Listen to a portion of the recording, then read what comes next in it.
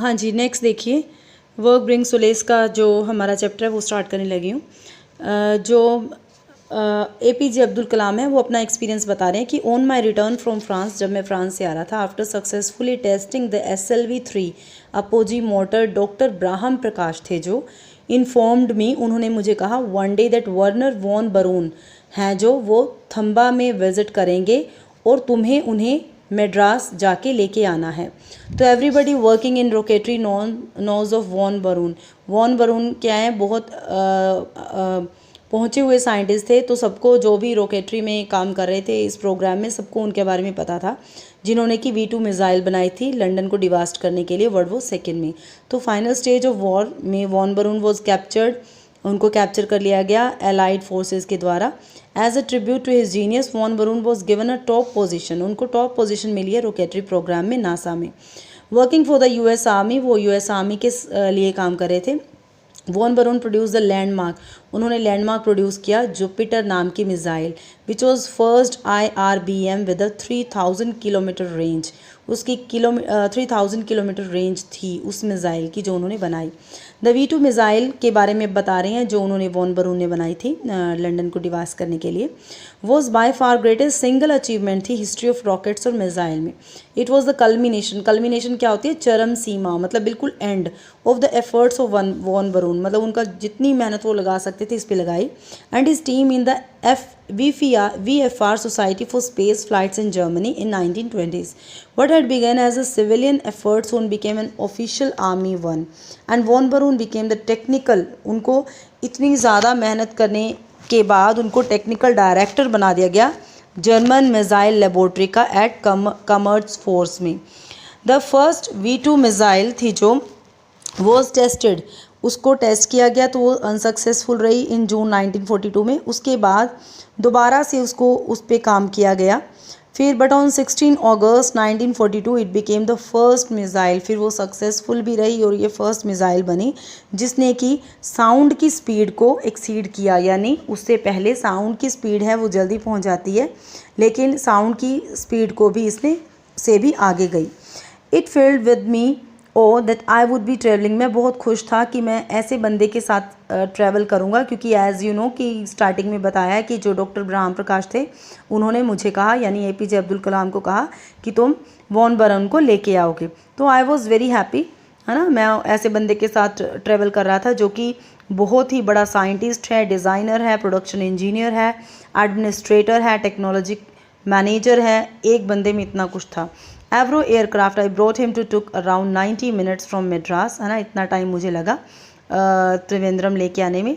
Through the flight von Braun ask me, जब हम इकट्ठे आ रहे थे तो मैं बहुत क्योंकि मैंने अभी कुछ हासिल नहीं किया था और वो पर्सन बहुत बड़ा साइंटिस्ट था, है ना, लोग उसको पहचानते थे, उसका नाम था। तो जब हम इकट्ठे आ रहे थे तो इट वॉज़ वेरी नेचुरल कि मैं बिल्कुल चुपचाप होके बैठा हुआ था, क्योंकि मुझे पता था कि this is a very great person, how he can talk to me, वो मुझसे बात कैसे कर सकते हैं। लेकिन he started to talk to me, उन्होंने मुझसे बात की। He ask me about my work, about जो भी हम काम कर रहे हैं रॉकेटरी के स्टूडेंट्स के बारे में पूछा। आई नेवर एक्सपेक्टेड, मैंने कभी नहीं सोचा था कि इतना बड़ा बंदा जिसे फादर कहा जाता है वो मॉडर्न रॉकेटरी का, वो इतना हम्बल, इतना रिसेप्टिव, इतना इनकरेजिंग होगा कि वो, मैं उसके साथ इतना कंफर्टेबल रहा पूरी फ़्लाइट में कि आई डेंट फील कि उसमें कोई भी किसी भी तरह की कोई अकड़ थी, प्राउड था कि मैं इतना बड़ा साइंटिस्ट हूँ। How did he feel in the US, मैंने भी उनसे क्वेश्चन पुट किया कि आपने US में कैसा फील किया। आई आस्क हिम, उन्होंने बताया कि जैसे who had become a cult figure, क्योंकि वो कल्ट फिगर एक बहुत इंपॉर्टेंट फिगर बन चुका था अमेरिका में after creating at the Saturn rocket in the Apollo mission, है ना, which put the first moon on man on the moon. America is a country of great possibilities, America एक ऐसी country है जहाँ पे ग्रेट पॉसिबिलिटीज़ हैं, but they look upon everything un-American with suspicion and contempt. They suffer from deep-rooted NH not invented here. NH क्या? NIH क्या? Not invented here. Complex and look down on alien technologies. Alien technologies. If you want to do anything in rocketry, do it yourself. Von Braun advised me. उन्होंने मुझे advice किया कि अगर तुम rocketry में कुछ हासिल करना चाहते हो तो अपने आप खुद करने की कोशिश करो। अपने आप खुद करने की कोशिश करो। फिर उन्हें कंटिन्यू बताया कि SLV3A is a genius Indian design and you may be having your own troubles, है ना, काफ़ी प्रॉब्लम्स आएंगी, but you should always remember कि एक बंदा अगर अपनी सक्सेस को बना ले तो बहुत अच्छा है, क्योंकि जो सक्सेस है वो कभी ऐसे नहीं है कि आप पहली बार कोई काम करते हो तो आप सक्सेस हासिल कर लेते हो, नहीं। इट ऑलवेज बेस क्या होता है, फेलियर्स का। एक बार आप काम करोगे तो फेल होगे, दूसरी बार करोगे तो फेल होगे, अगर आप फेल होगे तभी आप सक्सेस होगे। मेयर मतलब अकेला जो हार्ड वर्क है ना, वही आपको ओनर तक नहीं लेके जाता। फेच क्या होता है, लेके जाना, ओनर तक नहीं लेके जाता। जो आपका मेहनत होती है प्लस जो फेलियर्स होते हैं उसी पे आपकी सक्सेस बेस्ड है। There are some people who build rocks wall all their lives and when they die they leave behind miles of walls, mute testimony to how hard they had worked, है ना। आपका नाम तब तक दुनिया में नहीं आएगा जब तक कि आप फेल नहीं होगे, और फेल हो के आप कुछ अचीव नहीं करोगे। बहुत लोग ऐसी अचीवमेंट्स हासिल करते हैं जो कि बिल्कुल म्यूट रह जाती हैं, जिनके बारे में कभी बातें नहीं होती। But there are others who while placing one rock on the top of another have a vision, है ना।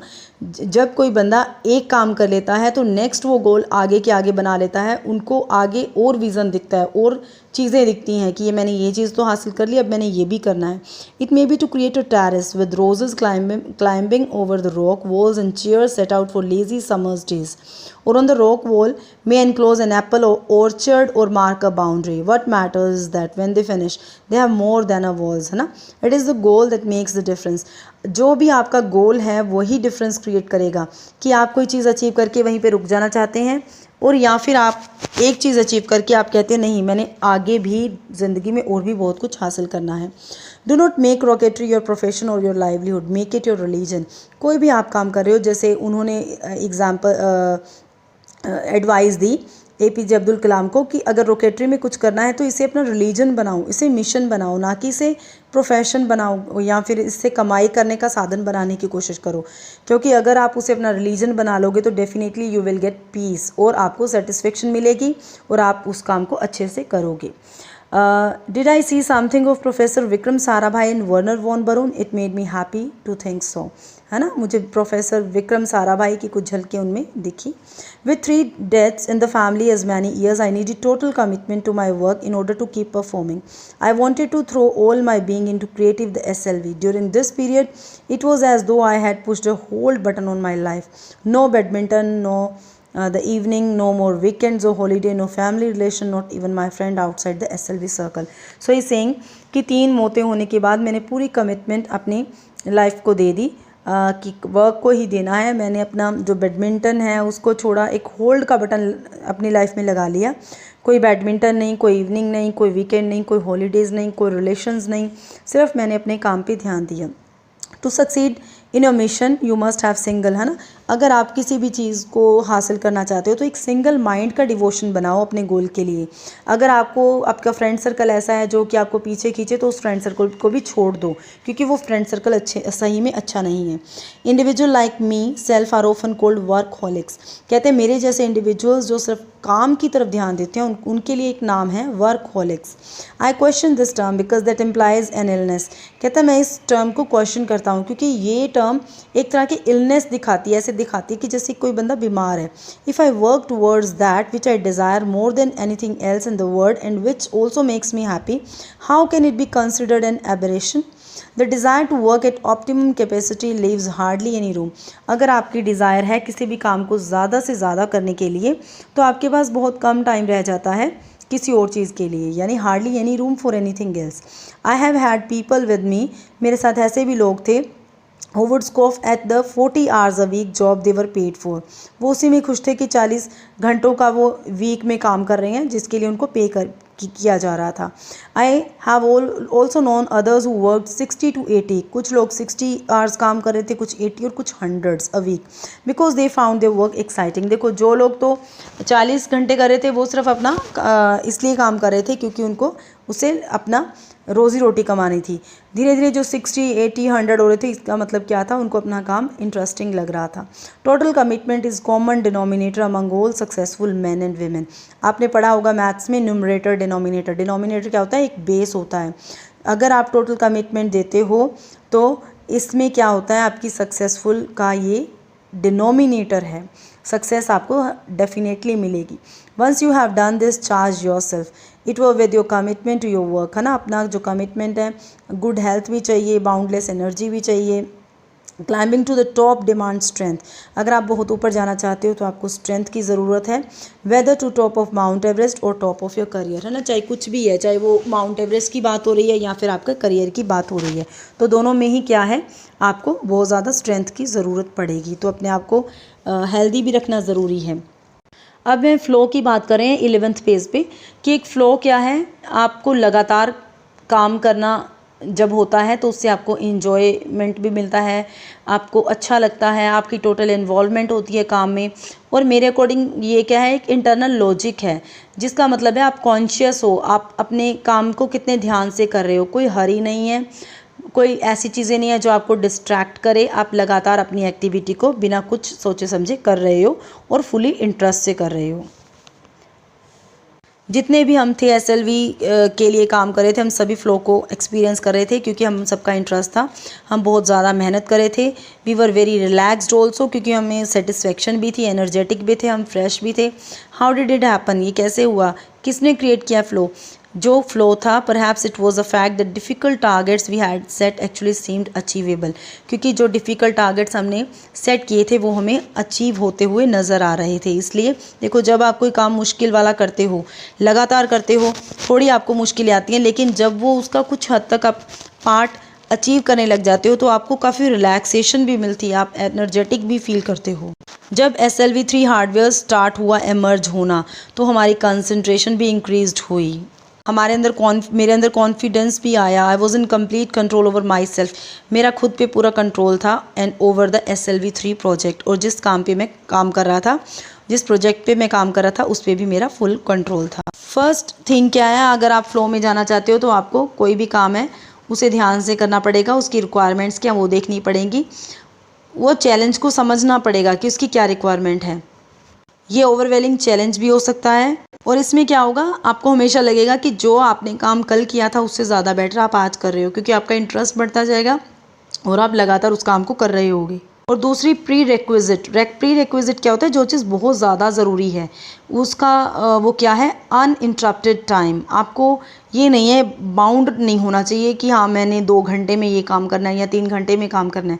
अगर आप इंटरेस्ट के साथ काम करोगे तो आप घंटों को भूल जाओगे।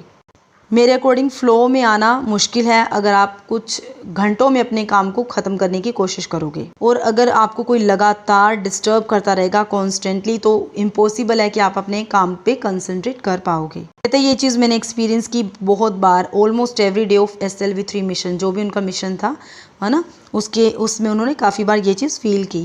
कहते हैं कि लेबोरेटरी में मेरे काफ़ी दिन निकल जाते थे, खाली लेबोरेटरी में। Realise that it was past my work hours, और मुझे तब पता चलता था जब सब चले जाते थे कि मेरे घंटे हैं जो काम के उससे ऊपर टाइम हो गया।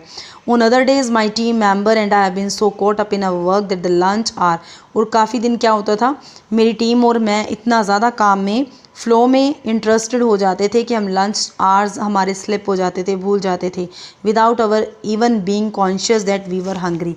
हमें ये भी नहीं पता होता था कि हमें भूख लगी है कि नहीं। इसका मतलब क्या, हम फुली अपने काम में इंटरेस्टेड थी। So it was your chapter. Students, ये चैप्टर बहुत ही ज़्यादा इंटरेस्टिंग है और ये चैप्टर आपके लिए बहुत ज़्यादा इम्पोर्टेंट है।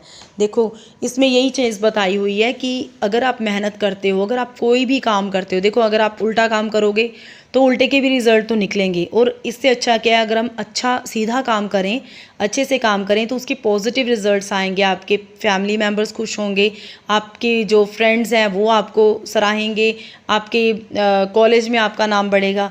तो हमेशा कोशिश करो कि अच्छे काम करो और लगातार कुछ अपने गोल्स हैं उनको सेट करो। इट डजंट मीन कि if you are having your textbooks सिर्फ उनको पढ़ो, है ना, हमारा सिलेबस तो इतना ही है, हमने इतना ही करना है, नहीं। अगर आप ज़्यादा इस टाइम में क्या है, आप यंग हो, आपके माइंड रिसेप्टिव है, आप बहुत इजीली, देखो ये भी एक चीज़ है, जैसे जैसे एज आपकी बढ़ती जाएगी आपका जो अचीव करने की जो क्षमता है वो भी कम होती जाएगी, आपकी बॉडी भी आपको जवाब देने लगेगी, और आपका माइंड है वो टेंशन्स में भी होगा, इसलिए कंसंट्रेट भी करना भूल जाएगा।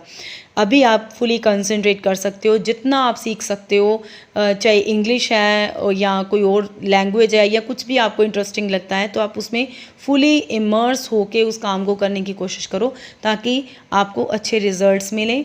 और ठीक है, जो इन्होंने कहा है कि इतना तो हम नहीं कर सकते कि फैमिली मेम्बर्स को भी भूल जाएं, लेकिन जो फ्रेंड सर्कल है अपना लिमिटेड रखो, जो आपको बूस्ट अप करे, सपोर्ट करे। वैसा फ्रेंड सर्कल मत रखो जो आपको कहे कि छोड़ो, ये तो हम कर ही नहीं सकते, ये तो बहुत मुश्किल है। देखो, मुश्किल कुछ भी नहीं होता। Even it is my experience that nothing is difficult.